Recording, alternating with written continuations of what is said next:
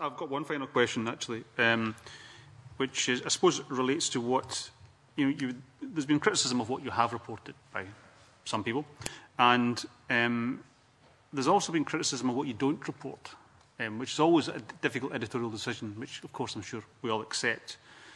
The BBC Scotland gave extensive coverage to the question around Scotland's status in terms of its credit rating and the accusation that it would not get a AAA credit rating. There was a number of comments at various times covering that particular story. However, recently, when Standard & Poor, a well-known credit rating agency, produced a report, which you did cover, and Douglas Fraser, I thought, did a good job in covering it. But in that report by Standard & Poor, they said, even excluding North Sea output and calculating per capita GDP only by looking at onshore income, Scotland would qualify for our highest economic assessment. That was probably, from my point of view certainly, one of the most interesting and important statements in that report. Why was that not covered by the BBC?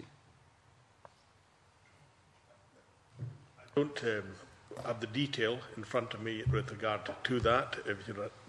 But if you're asking in terms of Douglas Fraser, the report that you refer to, you say that he made an excellent report.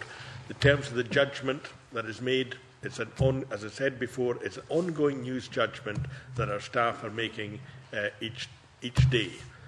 So across our outlets, I cannot confirm that we didn't cover it, whether that was online or whether it was in the broadcast that you heard. But I would need to go back and research that. My recollection is that we did cover it, that it was on the same day as the Standard Life story, and that it didn't lead. You covered the Standard & Poor report. I'm asking about the very specific point, and I think very important point about their economic assessment. I can't answer that without going back and looking again. Okay.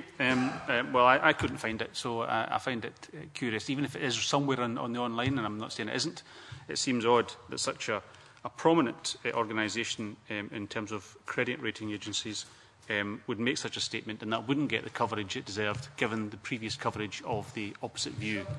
AAA status. We certainly did report the AAA status.